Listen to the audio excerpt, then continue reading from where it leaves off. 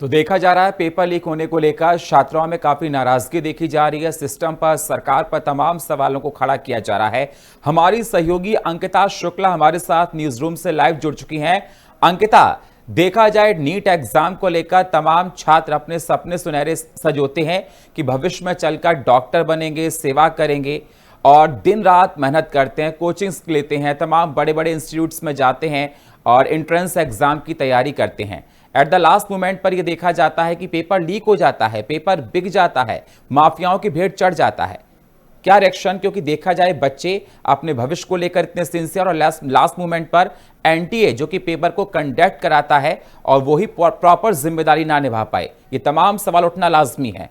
अंकिता, देखिए Sunil, NEET paper मामले में जो धांधली का मामला सामने आया है, लेकर एनटीए ने जो भी जानकारी है उसको साझा कर दी और साफ तौर पे इसके जो कनेक्शन है उसको वो राजस्थान से जुड़े हुए बताए जा रहे हैं। देखिए, जयपुर से इसका कनेक्शन बताया जा रहा है और अब तक 2 आरोपी को भी इस मामले में गिरफ्तार किया जा चुका है और वही देखिए कई लोगों को हिरासत में लिया गया है, पूछताछ लगातार जारी है। लेकिन जिस तरीके से आपने बताया कि बच्चे इसके लिए कई सालों तक प्रिपरेशन करते हैं, बच्चे रात भर जाग के इसकी प्रिपरेशन करते हैं, अच्छे अच्छे इंस्टीट्यूट्स में एडमिशन कराते हैं और जब पेपर देने की बात आती है, रिजल्ट की जब बात आती है तो साफ तौर पे क्या उनके हाथ लगता है? चीटिंग। देखिए, बताया जा रहा है कि इस दौरान करीबन 710 में से 600 जो क्वेश्चंस थे वो कॉपीड थे, यानी कि 600 अंक का क्वेश्चन कॉपीड था। और देखिए, बताया जा रहा है कि पेपर के कुछ दिन पहले ही इसके नोट्स चले गए थे बाहर और लीक हो गया था और कई लोगों को देखा गया है कि उनके पास ये नोट्स बरामद किए गए और इसी मामले में देखिए लगातार प्रशासन सख्त आदेश के साथ पूछताछ जारी किए हुए है, जांच पड़ताल जारी है, इसमें सीबीआई जांच का भी आदेश दिया गया है। तो देखिए, जो भी मामला है वो साफ तौर पे अब सामने आ सकता है। सुनील, बिल्कुल देखा जा रहा है पीएमओ बैठक चल रही है एनटीए की और शिक्षा अधिकारियों की, क्योंकि देखा जाए नरेंद्र मोदी की सरकार में अगर इस प्रकार से पेपर लीक होना ये बहुत सारे सवालों को जन्म दे रहा है। क्योंकि देखा जाए 2024 में भी नीट का एग्जाम कैंसिल हुआ था, तमाम बच्चों के भविष्य अंधकार में चले गए थे। इस बार भी देखा जा रहा है कि बच्चों के चेहरों पर उदासीनता है, तमाम सवाल पेरेंट्स कर रहे, क्योंकि जब ये अंदाजा लगाया जाए पेपर लीक हो जाएगा, जो बच्चे एलिजिबल नहीं है वो एंट्रेंस में बैठकर आगे मतलब क्वालिफाइड कर जाएंगे तो डॉक्टर बन जाएंगे, मतलब जो कैपेबल है उनको आगे मौका नहीं मिलेगा। तो ये पूरे सिस्टम के लूज पोल पर तमाम सवाल खड़े करता है अंकिता, कि जिस सरकार को लेकर तमाम सवाल किए जाते हैं कि वहां पर बिल्कुल पारदर्शिता है, दूर दूर तक हेराफेरी नहीं, लेकिन बार बार वही समस्या निकलकर सामने आती है। 2024 हो, 2026 हो, बच्चों के पेपर के साथ इस प्रकार से कि पेपर लीक हो गया, बच्चों की मेहनत बेकार चली गई।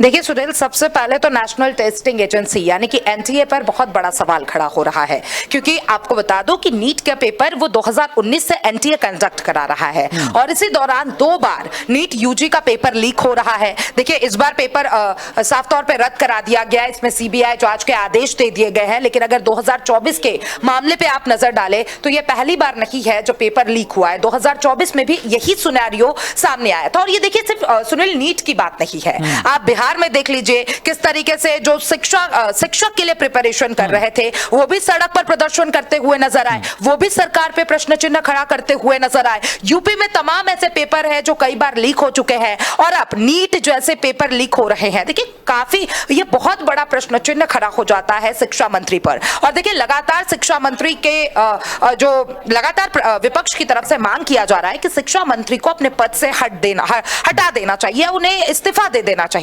अब देखिए, इस पे राहुल गांधी ने भी ट्वीट किया और तमाम ऐसे नेता है, संजय सिंह की बात कर लो, तमाम नेता सामने आ रहे हैं और सरकार की नाकामी को उजागर कर रहे हैं। और देखिए, नाकामी कहनी ही पड़ेगी, क्योंकि अगर एक बार होता है तो समझ में आता है, लेकिन बार बार अलग अलग प्रदेशों से ऐसी तस्वीरें सामने आती है जो कि शिक्षा की प्रणाली पर कई प्रश्न चिन्ह खड़ा करती है। सुनील, अंकिता, ये माफियाओं का पूरा गैंग पेपर लीक का कहां से कहां तक जुड़ा था? बताया जा रहा है हिसार से शुरू होता है, जयपुर आता है, J&K जाता है, अलग अलग राज्यों में पूरा माफिया पेपर बिक रहे थे। फोन्स पर भी सवाल निकलकर सामने आए, क्योंकि देखा जाए ये बहुत बड़ी चुनौती पूरे सिस्टम के लिए है कि अगर नीट जैसा एग्जाम, नीट क्वालिफाइड करके बच्चे डॉक्टर बनते हैं, देश के अलग अलग राज्यों में जाकर मेडिकल कॉलेज में उनको एडमिशन मिलता है, और अगर इस प्रकार से धांधली होगी तो ये भविष्य के लिए बहुत बड़ी खतरे की घंटी है। देखिए सुनील, आपको एक एक करके समझाते हैं। देखिए 1 मई को केरल के कॉलेज में एमबीबीएस कर रहे एक लड़के ने ये जो क्वेश्चन पेपर है वो सीकर से अपने दोस्त को भेजा था। उसके बाद देखिए 2 मई को ये क्वेश्चन बैंक सीकर के एक पीजी संचालक को मिला, और उसके बाद उसने अपने यहाँ रहने वाले छात्रों को ये दे दिया। उसके माध्यम से ये अन्य छात्रों और फिर करियर काउंसलर तक पहुंचा, और फिर छात्रों के बीच बढ़ता चला गया। और देखिए 3 मई को परीक्षा होने के बाद सीकर के एक पीजी संचालक ने उद्योग नगर थाने और एनटीए को यह शिकायत दी थी कि एक कथित क्वेश्चन पेपर बड़ी संख्या में छात्रों को मिला है। और देखिए 6 और 7 मई को साफ तौर पे परीक्षा से जुड़ी चर्चाएं ऑनलाइन सामने आने के बाद छात्रों और कोचिंग सेंटरों में एक कथित गेस पेपर को लेकर चर्चा शुरू हो गई, जो कथित तौर पर असली परीक्षा से काफी मिलता जुलता था। जैसे कि मैंने आपको पहले बताया कि 710 अंकों में से 600 जो अंक के जो क्वेश्चंस थे वो मैच खा रहे थे। अब देखिए 7 मई को एनटीए ने पुष्टि की कि उसे परीक्षा के 4 दिन बाद यानी 7 मई को कथित गड़बड़ी से जुड़ी इनपुट मिले हुए हैं। एजेंसी ने बताया कि यह मामला राजस्थान और उत्तराखंड से सामने आया है।